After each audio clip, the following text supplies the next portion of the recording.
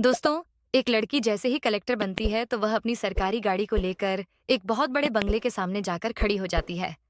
वह गाड़ी से उतरती है और उतरने के बाद उस घर की डोरबेल बजाती है। अंदर से एक बुजुर्ग व्यक्ति निकलता है और वह उस लड़की से पूछने लगता है कि बेटी, तुम कौन हो और तुम्हें किससे मिलना है। उसके बाद कलेक्टर साहिबा एक व्यक्ति का नाम बताती हैं, लेकिन वह व्यक्ति उन्हें बताता है कि वह लोग तो यहाँ से काफी दिन पहले जा चुके हैं और फिलहाल वह कहाँ रहा करते हैं, इस बारे में मुझे नहीं पता है। इसके बाद जो कलेक्टर साहिबा होती है वह मायूस होकर वहां से उल्टा अपनी गाड़ी में बैठती है और वहां से चली जाती है। कौन थे वह व्यक्ति जिनके बारे में कलेक्टर साहिबा पता कर रही थी, और ऐसा क्या कारण था जिस वजह से उनके न मिलने पर कलेक्टर साहिबा मायूस हो गई थी? पूरी कहानी की सच्चाई जानने के लिए वीडियो को अंत तक जरूर देखें। लेकिन दोस्तों, वीडियो में आगे बढ़ने से पहले वही आप लोग से छोटा सा रिक्वेस्ट है कि अगर आप लोग हमारे चैनल पर पहली बार हैं तो चैनल को सब्सक्राइब कर लीजिए और वीडियो को लाइक कर दीजिए, ताकि जो मेरा हौसला है और भी ज्यादा बढ़ता रहे। और भी ज्यादा इंटरेस्टिंग कहानियां ऐसे ही रोज रोज मैं आप लोगों को हमेशा सुनाती रहूं। दोस्तों, उत्तर प्रदेश के डिस्ट्रिक्ट में कॉलेज होता है, जिस कॉलेज के अंदर एक सुमित नाम का व्यक्ति पढ़ा करता है। सुमित जिसके पिता करोड़पति हैं और उनका ढेर सारे का कारोबार है, तो सुमित को रुपए पैसों की कोई भी दिक्कत नहीं होती है। वह गाड़ी से आया जाया करता और कॉलेज के अंदर फुल एंजॉय कर रहा था। एक दिन समय जब अपनी क्लास में बैठा हुआ था तो उसकी नजर अपनी ही क्लास की एक लड़की पर पड़ती है, जिसका नाम होता है पिंकी। पिंकी, जो कि मिडिल क्लास फैमिली से बिलोंग किया करती है। उसके पिता सरकारी टीचर हैं, लेकिन वह पढ़ने लिखने में काफी ज्यादा होशियार है। एक दिन टीचर कुछ सवाल पूछ रहे थे तो उस सवाल का जवाब देने के लिए पिंकी अपनी सीट पर खड़ी होती है और उसी दौरान सुमित की नजर पिंकी पर टिक जाती है। पिंकी, जो देखने में बहुत ही ज्यादा खूबसूरत थी, और सुमित जैसे ही उसे देखता है तो पहली ही नजर में उसे प्यार कर बैठता है और वह मौका ढूंढता है कि किसी तरह से पिंकी से बात हो जाए। धीरे धीरे समय बीतता है और समय के साथ साथ सुमित क्लास के अंदर बैठा बैठा पिंकी की तरफ घूर घूर कर देखता रहता है। कॉलेज के अंदर उन्हें 6 महीने बीत जाते हैं पढ़ाई करते हुए, और 6 महीने बाद अचानक से एक दिन सुमित को मौका मिल जाता है पिंकी से बात करने का, क्योंकि पिंकी फिलहाल कैंटीन में बैठी हुई थी और उसके आसपास कोई भी नहीं था। इसके बाद सुमित हिचकते हुए उसके पास जाता है और वहां जाकर उससे बात करने लगता है। पिंकी सुमित के बारे में जानती थी कि वह पैसे वाला है, तो इसी वजह से सुमित से पिंकी दूर होने लगती है। वह सोचती है कि पैसे वाला कहीं मेरा गलत फायदा उठाना ना चाहे। लेकिन तभी सुमित हिम्मत करके अपने दिल की बात पिंकी से कह देता है और कहता है कि पिंकी, जब से मैंने तुमको देखा है तभी से तुम बार बार मेरे सामने आया करती हो और मुझे लगता है कि मुझे तुमसे प्यार हो गया है। अब यह बात सुनकर पिंकी, जो बात अब तक सोच रही थी, वह बात बार बार उसके दिमाग में हिट करने लगती है और वह सोचने लगती है कि सच में ही यह मेरा फायदा उठाना चाहता है और इसी वजह से मेरे सामने अपने झूठे प्यार का इजहार कर रहा है। तो वह उसे मना कर देती है। कहती है कि सुमित देखो, मेरे पिताजी बहुत गरीब व्यक्ति हैं, हम लोग तुम्हारे आसपास भी नहीं हैं, तो हमारा तुम्हारा इस तरह से बातें करना बिल्कुल भी ठीक नहीं है। अगर मेरी बदनामी हो गई तो बहुत कुछ गलत हो जाएगा। ऐसा कहकर पिंकी वहां से उठकर चली जाती है और सुमित मन के अंदर बहुत कुछ बातें सोचने लगता है। वह सोचता है कि पिंकी मेरे बारे में गलत समझ रही है, इसी वजह से इसने ऐसा कहा है, तो उसको विश्वास दिलाने के लिए वह बार बार पिंकी के सामने ऐसी बातें किया करता जिन बातों से पिंकी को भी सुमित से धीरे धीरे प्यार होने लगता है। जैसे कि दूसरों की मदद करना और कॉलेज के अंदर जो जूनियर आया करते थे उन लोगों की प्रोटेक्शन करना। इस बात को देखकर पिंकी भी इम्प्रेस हो जाती है और उसके बाद पिंकी भी सुमित से धीरे धीरे बात करने लगती है। सुमित पिंकी से अपने प्यार का इजहार दोबारा से कर देता है और इस बार जो पिंकी होती है उसके प्यार को एक्सेप्ट कर लेती है और कहती है कि ठीक है सुमित, मैं भी तुमसे प्यार करती हूँ और हम दोनों एक साथ रहेंगे। इसके बाद सुमित और पिंकी कॉलेज के अंदर एक दूसरे के साथ ज्यादा से ज्यादा टाइम बिताया करते हैं और इस बात के बारे में कॉलेज के अंदर ज्यादातर सभी को पता चल गया था। धीरे धीरे उनकी ग्रेजुएशन कंप्लीट हो जाती है और जैसे ही ग्रेजुएशन कंप्लीट होती है तो उसके बाद सुमित पिंकी से कहने लगता है कि पिंकी, अब हम दोनों को शादी कर लेनी चाहिए।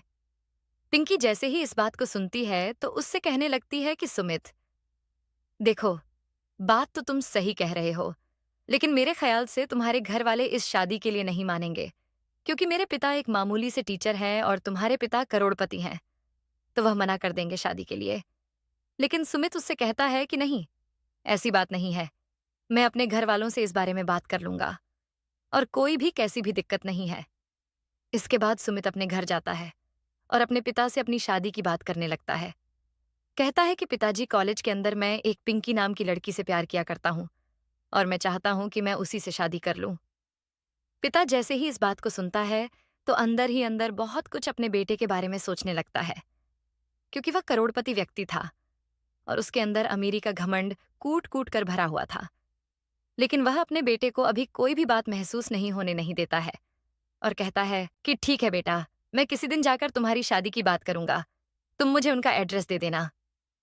इस बात को सुनकर सुमित बड़ा ही खुश होता है और उसके बाद अपने कमरे में जाकर पिंकी के पास फोन मिला देता है। फोन मिलाने के बाद वह यह सारी बातें पिंकी को बता देता है और कहता है कि पिंकी पिताजी शादी के लिए एग्री हो गए हैं और वह कह रहे हैं कि वह किसी दिन तुम्हारे घर आएंगे और शादी की बात कर लेंगे। इसके बाद पिंकी जब इस बात को सुनती है तो बड़ी ही खुश होती है और वह अपने पिता को अपने सुमित के बारे में बता देती है।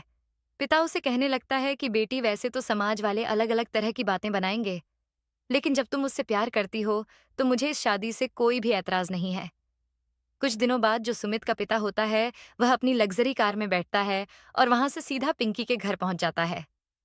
पिंकी का घर दूसरे डिस्ट्रिक्ट में था और वहां पर एक गरीब इलाके में पिंकी का घर बना हुआ था। घर तो ठीक ठाक बन रहा था, लेकिन सुमित के पिता के घर के सामने वह कुछ भी नहीं था।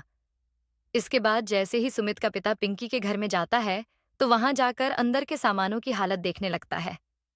वहां जाते ही उसका माथा चढ़ गया था, लेकिन पिंकी ने अपने पिता को बता दिया था कि आज सुमित के पिता आने वाले हैं तो वह उसकी पूरी तैयारी करें। हुए बैठे थे, तभी जो पिंकी के पिता हैं वह उनको आदर सम्मान के साथ घर के अंदर बिठाते हैं और बिठाने के बाद चाय नाश्ता कराते हैं। चाय नाश्ता करने के बाद जो सुमित का पिता होता है वह पिंकी के पिता से बात करने लगता है और बातों ही बातों में वह अमीरी का रोब झाड़ने लगता है और कहता है कि देखो, तुम्हारी बेटी को मेरे बेटे से कहना होगा कि वह उससे प्यार नहीं किया करती है। इसके लिए चाहे तुम जितने भी पैसे ले लो, लेकिन मेरे बेटे के साथ आपकी बेटी की शादी नहीं हो सकती। इस बात को सुनकर पिंकी के पिता को बड़ी ही हैरानी होती है, क्योंकि अब तक वह समझ रहे थे कि यह शादी की बात करने के लिए आया है, लेकिन यहाँ पर यह पैसों का रौब दिखाने के लिए आया है ताकि वह अपने बेटे को इस लड़की से छुटकारा दिला सके। इसके बाद जो पिंकी के पिता होते हैं उनसे कहने लगते हैं कि देखो साहब, आप जितना पैसा तो हमारे पास नहीं है। अगर आप अपना पैसों का बल दिखाकर हम लोगों को खरीदना चाहते हो तो ऐसा नहीं हो सकता, लेकिन फिर भी अगर आपको कोई आपत्ति है तो मैं अपनी बेटी से साफ साफ बोल दूंगा कि उस घर में तुम्हारा रिश्ता नहीं हो सकता और तुम उस लड़के को भूल जाओ। ये बात पिंकी भी भीतर बैठी बैठी सुन लेती है और पूरी बात के बारे में उसको जानकारी होती है। अंदर बैठी बैठी पिंकी फूट फूट कर रोने लगती है। इधर जो सुमित का पिता होता है वह वहां से जाने लगता है और कहता है कि आपका बहुत बहुत धन्यवाद, जो आपने मेरी इस बात को मान लिया, और इसके बाद अपनी गाड़ी में बैठता है और वहां से चला जाता है। पिंकी इस बात को सुनकर पूरी तरह से टूट गई थी।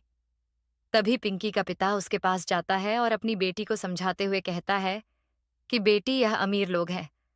जब बाप के अंदर इतना घमंड है पैसों का, तो बेटे के अंदर भी इतना ही होगा। तुम ऐसा करो, उसे मना कर दो कि तुम मुझसे शादी नहीं कर सकती। अब पिंकी सुमित को पिछले 2.5 साल से जानती थी, लेकिन अभी अभी सुमित का पिता जो कहकर गया है और उसके पिता ने उससे जो बात कही है वह कहीं ना कहीं उसे सच लग रही है। इसी वजह से पिंकी सुमित के पास फोन करती है और उसे अपने आप को भूल जाने के लिए कह देती है। सुमित जब इस बात को सुनता है तो उससे पूछने लगता है कि पिंकी, ऐसा क्या हुआ? हम पिछले 2.5 साल से एक दूसरे को अच्छी तरह से जानते हैं, तो तुम मुझे परेशानी तो बता सकती हो। लेकिन पिंकी उसे कुछ भी बताने से मना कर देती है और फोन काट देती है, यह कहकर कि आज के बाद मेरे पास फोन मत करना और मैं तुम्हें नहीं जानती और तुम मुझे नहीं जानते। अब जो सुमित होता है उसे इस बात पर बड़ी हैरानी होती है कि ऐसा क्या हो गया जो पिंकी खुद शादी के लिए मना कर रही है। इसके थोड़ी ही देर बाद सुमित के पिता वहां पर आ जाते हैं तो सुमित अपने पिता से पूछने लगता है कि पिताजी, वहां पर ऐसा क्या हुआ था जो पिंकी ने फोन कर मुझे शादी से मना कर दिया है। तो जो सुमित का पिता होता है वह उसे कह देता है कि बेटा, उस घर में मैं तेरी शादी नहीं करवा सकता, क्योंकि वह घर बहुत बहुत ही छोटा है और वह लोग हमारे आगे बहुत ही ज्यादा गरीब है। उन लोगों से हमारी कोई बराबरी नहीं है। तुम उसे भूल जाओ, यही अच्छा होगा। सुमित जैसे ही इस बात को सुनता है तो एकदम से अपने पिता से कहने लगता है कि पिताजी, ऐसा नहीं हो सकता। मैं उस लड़की से प्यार करता हूँ और मैं उसी से शादी करूंगा। लेकिन पिता अपने बेटे को साफ साफ बोल देता है कि मैं नहीं चाहता कि तुम उस लड़की से शादी करो। अगर तुमने ऐसा किया तो देख लेना, फिर मैं अपने आप को इस दुनिया से विदा कर लूंगा। अब जैसे सुमित अपने पिता की इस बात को सुनता है तो वह बड़ा ही असमंजस में पड़ जाता है। एक तरफ तो उसका 2.5 साल पुराना प्यार था, जिससे 2.5 साल से वह प्यार किया करता था, और दूसरी तरफ उसका जीवन भर का प्यार था, उसका पिता, जिसे वह बचपन से जाना पहचाना करता था और उसकी उंगली पकड़कर उसने चलना सीखा था। इसके बाद जो सुमित है, थोड़ी देर तक सोच विचार करता है और सोच विचार करने के बाद कह देता है कि ठीक है पिताजी, अगर आप नहीं चाहते कि मैं उस लड़की से शादी करूं तो मैं बिल्कुल भी उस लड़की से शादी नहीं करूंगा।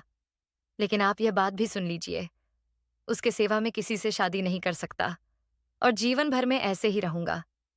इस बात को सुनकर पिता को थोड़ा सा धक्का लगता है, लेकिन फिर वह सोचने लगता है कि हो सकता है अभी अभी इसका दिल टूटा है, इस वजह से ऐसी बातें कर रहा हो। तो वह कह देते हैं कि ठीक है, अगर तुझे शादी नहीं करनी तो बेशक मत कर, लेकिन उस घर में तुम्हारी शादी नहीं हो सकती। सुमित इस बात को लेकर बड़े ही परेशान रहने लगता है। वह दिन भर अपने कमरे के अंदर रहा करता, न किसी से ज्यादा बात किया करता और न ही अपने यार दोस्तों से मिलने जुलने के लिए जाया करता। पहले सुमित अपने यार दोस्तों के साथ घूमा करता, लेकिन अब उसकी जिंदगी पूरी तरह से चेंज हो गई है। पिता जब अपने बेटे की हालत देखता है तो उसे तरस तो आता है। वह सोचता है कि क्यों ना उसी से शादी करा दूं, लेकिन कहीं ना कहीं उसके जो पैसों का घमंड उसके दिमाग में पल रहा था, वह उसके सामने आ जाता है और वह उसको बार बार रोक लेता है। उस लड़की के साथ अपने बेटे की शादी कराने से इसके बाद कई बार वह अपने बेटे को समझाने की कोशिश करता है, लेकिन बेटा उसकी एक बात नहीं सुनता है। धीरे धीरे इसी तरह से 3 साल बीत जाते हैं। 3 साल तक न तो सुमित ने पिंकी को कभी फोन किया था और न ही पूरी तरह से उसे अपने दिमाग से निकाल पाया था। सुमित के पिता जबरदस्ती उसको इधर उधर फंक्शन में ले जाया करते थे, लेकिन सुमित का कहीं भी मन नहीं लगा करता है और वह ऐसे ही गुमसुम सा उस फंक्शन में घूम कर वापस आ जाया करता। ऐसे ही एक फंक्शन में सुमित अपनी पूरी फैमिली के साथ जा रहा था और जैसे ही वह लोग वहां से वापस लौट रहे थे तो उसका पिता उसे धमकाने लगता है उस लड़की की बात को लेकर और कहता है कि तूने अच्छा नहीं किया, जो कुछ भी तो कर रहा है वह बहुत ही गलत है, इस वजह से हमें बहुत ही ज्यादा दुख होता है। लेकिन तभी सुमित अपने पिता को दोबारा से वही बात कह देता है जो काफी दिनों पहले उसने अपने पिता से कही थी। इस बात को सुनकर पिता थोड़ा सा परेशान हो जाता है और वह गाड़ी को थोड़ा तेज भगाने लगता है। कहता है कि मैंने तुझे बचपन से पाल पोस कर बड़ा किया है और तूने जरा भी मेरी इस बात पर ध्यान नहीं दिया है और तू अपने मन की करना चाहता है। इसके बाद जो सुमित की माँ होती है वह भी उसे समझाने लगती है। कहती है कि बेटा, जो तेरे पिता कह रहे हैं ठीक है, उनकी बात मान जाए, उनकी को भी समझ लें। लेकिन सुमित साफ साफ मना कर देता है और कहता है कि माँ, मैं ऐसा कुछ भी नहीं करूंगा। गाड़ी के अंदर इसी तरह की बातें चल रही थीं। बाप बेटे में बहस हो रही थी और माँ दोनों के झगड़े को शांत कराने की कोशिश कर रही थी। तभी उसी दौरान जो सुमित का पिता होता है उसका रोड से ध्यान हट जाता है और एकदम से उनकी गाड़ी का एक बहुत जोरदार एक्सीडेंट हो जाता है। और जैसे ही सुमित को होश आता है तो वह देखता है कि उसके पैर में बहुत ही गहरी चोट लगी हुई है और उसकी माँ की मौत हो चुकी है। उसके पिता अपनी जिंदगी की आखिरी सांसें गिन रहे हैं तो वह फौरन से अपने पिता की तरफ जाता है और उन्हें जैसे तैसे करके बाहर निकालने की कोशिश करता है। वह जो सुमित का पिता है वह उसे अपने आप को बाहर निकालने से मना कर देता है और कहता है कि बेटा, मुझे बेशक से बाहर मत निकालो, क्योंकि अब मेरा अंतिम समय आ गया है। मुझे लगता है कि अब मैं जिंदा नहीं बच पालूंगा और मैं इस दुनिया से जाने से पहले तुमसे एक बात कहना चाहता हूँ। उसके बाद सुमित कहता है कि नहीं पिताजी, मैं पहले आपको बाहर निकालता हूँ, पहले आपको हॉस्पिटल ले चलता हूँ और उसके बाद हम लोग बातें करेंगे। लेकिन पिता उसे रोकते हुए कह देता है कि बेटा, काफी दिनों से मैं इसी बारे में सोच रहा था कि तुम्हारी उसी लड़की से शादी हो जानी चाहिए, लेकिन मैं तुमसे अपने अभिमान के चलते कह नहीं पाया था। यह बात है तो आज मैं तुमसे कह रहा हूँ कि तुम बेशक से उस लड़की से शादी कर लेना, क्योंकि अब मैं ऊपर वाले के पास जा रहा हूँ और इसके बाद मेरा घमंड मेरे साथ ही चला जाएगा। इस बात को सुनकर सुमित की आंखों में आंसू आ जाते हैं और वह अपने पिता को बाहर निकालने लगता है। और थोड़ी ही देर में वहां पर एम्बुलेंस भी आ गई थी। एम्बुलेंस के अंदर सुमित अपने माता पिता को ले जाता है और वहां जाकर थोड़ी ही देर बाद उसके पिता की भी मौत हो जाती है और डॉक्टर साहब उसको मृत घोषित कर देते हैं। इसके बाद सुमित अपने माता पिता की मौत से बड़ा ही टूट जाता है और बहुत ही ज्यादा इस बात से परेशान रहने लगता है। धीरे धीरे सुमित के पैर का इलाज होता है, लेकिन जैसे ही उसका इलाज कंप्लीट होता है तो उसे पता चलता है कि वह जीवन भर के लिए विकलांग हो गया है। उसके पैर में कोई ऐसी कमी रह गई है जो वह अपनी जिंदगी को पहले की तरह नहीं जी सकता है। उसे जीवन भर किसी के सहारे की जरूरत होगी। और यह बात देखकर सुमित बड़ा ही उदास हो जाता है। इसके बाद वह सोचने लगता है कि क्यों ना पिंकी से बात की जाए और अब उससे शादी कर लेनी चाहिए, क्योंकि पिता की भी आखिरी इच्छा यही बन गई थी। अंतिम समय में उन्होंने मुझसे कह ही दिया था कि तुम बेशक से उसी लड़की से शादी कर लो। सुमित अपना फोन निकालता है और फोन निकालकर पिंकी से बात करने लगता है, क्योंकि इस बात को काफी दिन हो गए हैं और वह सोच रहा है कि कहीं ऐसा ना हो पिंकी की शादी हो गई हो और अब उसके पास कोई ऐसा चांस ही नहीं हो। जैसे ही सुमित फोन मिलाता है तो पिंकी का नंबर मिल ही नहीं पाता है। इसके बाद वह एक कोमल फ्रेंड के पास फोन करता है जो पिंकी को अच्छी तरह से जाना पहचाना करती थी और उसके पास फोन करके पिंकी के बारे में पता करने लगता है। तो उसकी जो कोमल फ्रेंड होती है वह उसे बताती है कि पिंकी फिलहाल कलेक्टर बन चुकी है और उसकी ट्रेनिंग चल रही है। इस बात को सुनकर सुमित बड़ा ही हैरान होता है और सोचने लगता है इस बारे में कि अब मैं अगर उससे शादी के लिए बात करूंगा तो वह मुझसे मना तो नहीं करेगी, लेकिन मैं विकलांग हो गया हूं और अब उसके लायक नहीं हूं। इस बात को सोचकर वह उस फोन को काट देता है और अपने आप को गुमनामी की जिंदगी में रखने लगता है। धीरे धीरे लगभग 1 साल बीता है और 1 साल के अंदर सुमित का पूरा व्यापार ठप हो गया था, क्योंकि अब वह न तो अपने व्यापार पर ध्यान दिया करता है और न ही उसका कहीं भी मन लगा करता है। वह घर के अंदर पड़ा रहा करता और दिन रात शराब पिया करता। ऊपर से उसने अपने उस घर को भी बेच दिया था, जिस घर के अंदर पड़ा रहा करता और दिन रात शराब पिया करता। ऊपर से उसने अपने उस घर को भी बेच दिया था, जिस घर के अंदर वह अपने पिता के साथ रहा करता था। उसके बाद सुमित उस घर को बेचने के बाद वहां से चला जाता है, उन पैसों को लेकर, और इधर उधर ऐसे ही भटकने लगता है। इधर जो पिंकी होती है, उसकी जैसे ही ट्रेनिंग कंप्लीट हो होती है, तो उसके बाद एक जगह पर उसकी पोस्टिंग हो जाती है और वहां पर रहकर वह कार्यभार संभाल लगती है। लेकिन जो पिंकी होती है, उसके दिमाग में अब भी सुमित बसा हुआ था और वह वहां से सीधा अपनी गाड़ी लेती है और गाड़ी लेकर सुमित के घर पर पहुंच जाती है। और वहां जाकर जैसे ही वह दरवाजा खटखटाती है, तो घर के अंदर से कोई और व्यक्ति निकलता है और उसे बता देता है कि वह लोग तो यहाँ से काफी दिनों पहले इस घर को बेच कर जा चुके हैं। इसके बाद जो पिंकी होती है वह सुमित के बारे में पता करने लगती है और लगभग 1 महीने बाद उसे सुमित के बारे में पता चल जाता है। सुमित यहाँ से अपना घर छोड़कर एक गरीब बस्ती में रहा करता है, जहां पर वह इधर उधर छोटी मोटी मजदूरी करके अपना समय व्यतीत कर रहा है। इसके बाद पिंकी उसका प्रॉपर एड्रेस लेती है और सीधा उसके घर पर पहुंच जाती है, जहां पर सुमित फिलहाल रहा करता था। सुमित फिलहाल घर के अंदर ही बैठा हुआ था और जैसे ही वह पिंकी को अपने घर के दरवाजे पर देखता है तो एकदम से उससे आंख चुराने लगता है।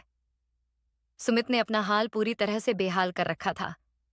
तभी जो पिंकी होती है वह उसके पास जाती है और कहने लगती है कि सुमित, ये क्या हाल बना रखा है? तुम कैसे थे? और अब अपने आप को आईने में देखो, तुम्हारी क्या हालत हो गई है? लेकिन जो सुमित होता है वह उसे मना कर देता है कि कौन सुमित, कैसा सुमित? मैं सुमित नहीं हूं। देखो, आपको कोई गलतफहमी हुई है। यहां पर कोई सुमित नाम का व्यक्ति नहीं रहता है। हालांकि सुमित ने पिंकी को पहचान लिया था, लेकिन फिर भी वह उसे पहचानने से मना कर रहा था। इसके बाद जो पिंकी होती है, उसकी आंखों में आंसू आ गए थे। सुमित की ऐसी हालत देखकर और उसके मुंह से इन बातों को सुनकर वह उससे कहने लगती है कि सुमित, मैंने ऐसी क्या गलती कर दी जो तुम मुझे पहचानने से मना कर रहे हो? क्या अब भी तुम उस बात के लिए नाराज हो जो बात मैंने तुमसे उस दिन कही थी? लेकिन तब सुमित उसे मना करने लगता है। कहता है कि मैं पहले तो आपको जानता ही नहीं, और फिर आप कौन सी बातों की बात कर रही हो? और कौन? सुमित किसका सुमित और कैसा सुमित? आप यहाँ से चली जाओ। आपके लिए अच्छा इसी में होगा। तो जो पिंकी होती है वह सुमित का हाथ उठाती है और अपने सर पर रख देती है और कहती है कि अगर तुम सुमित नहीं हो, तुम मेरे सर पर हाथ रख के इस बात की कसम खाओ कि तुम सुमित नहीं हो और मैं गलत आदमी को सुमित कहकर पुकार रही हूं। इस बात को सुनते ही सुमित की आंखों से आंसू बहने लगते हैं और यह इस बात का प्रमाण था कि वह सुमित ही था। इसके बाद पिंकी सुमित की आंखों के आंसुओं को पोंछती है और उससे कहने लगती है कि सुमित, आखिर तुम्हारे साथ ऐसा क्या हुआ जो तुम्हारी हालत ऐसी हो गई और तुम किस वजह से मुझे पहचानने से भी मना कर रहे हो? तो जो सुमित होता है वह अपनी पूरी कहानी पिंकी को बता देता है और कहता है कि पिंकी, अब मैं तुम्हारे लायक नहीं बचा। मेरे एक पैर में ऐसी दिक्कत आ गई है कि जीवन भर में किसी दूसरे के सहारे से चलूंगा। यहाँ पर भी मैं छोटे मोटे वैसी पढ़ाई लिखाई के काम किया करता हूँ जिनसे मेरा गुजारा हो जाता है और अपने जीवन को व्यतीत कर रहा हूँ। तो मेरे साथ में तुम अपनी जिंदगी को बर्बाद मत करो। तुम यहाँ से चली जाओ और मुझे पूरी तरह से भूल जाओ। लेकिन जो पिंकी होती है वह उसे कह देती है कि सुमित, आज जो मैं कलेक्टर बनी हूं वह तुम्हारी ही बदौलत है। अगर तुम्हारे पिता उस दिन हमें गरीब होने का एहसास नहीं दिलाते तो शायद आज मैं कलेक्टर नहीं बन पाती। उस दिन के बाद मेरे अंदर एक अलग सी आग लग गई और उसके बाद मैंने ठान लिया कि मुझे कोई बड़ा अधिकारी बनना है ताकि मैं सुमित के घर उसे अपनी शादी की बात करने के लिए खुद जा सकूं और उसके पिता इस रिश्ते से मना नहीं कर पाए। तो सुमित कहने लगता है कि हाँ, मुझे भी पता है कि तुम कलेक्टर बन चुकी हो। जब तुम कलेक्टर बनी थी तो उसी दौरान मैंने पता किया था तुमसे बात करने के लिए। लेकिन जब मैंने देखा कि तुम कलेक्टर बन चुकी हो और मैं एक विकलांग हो, तो मैंने सही नहीं समझा तुमसे बात करना और इसी वजह से मैं आज तक तुमसे छुपता हुआ आ रहा हूं। इस बात को सुनकर पिंकी एकदम से सुमित के गले लिपट जाती है और कहती है कि सुमित, अब तुम चिंता मत करो। जो हो गया उसे भूल जाओ, लेकिन मैं तुम्ही से शादी करूंगी। ऐसा कहकर पिंकी सुमित को अपने साथ ले जाती है और वहां से सीधा एक अच्छे से सैलून में ले जाती है। सैलून में ले जाने के बाद उसको अच्छी तरह से तैयार करती है और तैयार करने के बाद अपने पिता को उसे मिला देती है। पिंकी के जो पिता थे वह इस शादी के खिलाफ बिल्कुल भी नहीं थे, तो वह उन दोनों बच्चों की शादी कराने के लिए एग्री हो जाते हैं और पिंकी के पिता की देखरेख में दोनों की शादी हो जाती है। शादी होने के बाद पिंकी सुमित को अपने साथ रखती है और वहीं पर अच्छी तरह से जीवन व्यतीत करती है। उसने सुमित के लिए एक छोटा सा रोजगार खुलवा दिया था और सुमित ने अब शराब पीना भी छोड़ दिया था, क्योंकि जिंदगी के अंदर जिस बात का उसे दुख था वह दुख उसका खत्म हो गया था और अब वह अपनी पत्नी के साथ हंसी खुशी जीवन व्यतीत कर रहा है। तो दोस्तों, यह थी एक छोटी सी कहानी जहां पर एक लड़के को एक लड़की से प्यार हो जाता है, लेकिन अमीरी की वजह से उसका पिता उससे शादी करने से मना कर देता है। बदले में वह लड़की कलेक्टर बन जाती है और दोनों का जीवन दोबारा से एक मोड़ पर आकर मिल जाता है और वह उन दोनों बच्चों की शादी कराने के लिए एग्री हो जाते हैं और पिंकी के पिता की देखरेख में दोनों की शादी हो जाती है। शादी होने के बाद पिंकी सुमित को अपने साथ रखती है और वहीं पर अच्छी तरह से जीवन व्यतीत करती है। उसने सुमित के लिए एक छोटा सा रोजगार खुलवा दिया था और सुमित ने अब शराब पीना भी छोड़ दिया था, क्योंकि जिंदगी के अंदर जिस बात का उसे दुख था वह दुख उसका खत्म हो गया था और अब वह अपनी पत्नी के साथ हंसी खुशी जीवन व्यतीत कर रहा है। तो दोस्तों, यह थी एक छोटी सी कहानी जहां पर एक लड़के को एक लड़की से प्यार हो जाता है, लेकिन अमीरी की वजह से उसका पिता उससे शादी करने से मना कर देता है। बदले में वह लड़की कलेक्टर बन जाती है और दोनों का जीवन दोबारा से एक मोड़ पर आकर मिल जाता है और वह लोग हंसी खुशी जीवन व्यतीत करने लगते हैं। दोस्तों, यह थी आज की कहानी। आप लोगों को कैसी लगी कमेंट करके अवश्य बताइए। अगर कहानी आपको जरा भी पसंद आई हो तो हमारे YouTube चैनल को सब्सक्राइब कर लीजिए और वीडियो को भी एक लाइक कर दीजिए। मिलते हैं फिर से एक नई और इंटरेस्टिंग कहानी के साथ। तब तक के लिए धन्यवाद।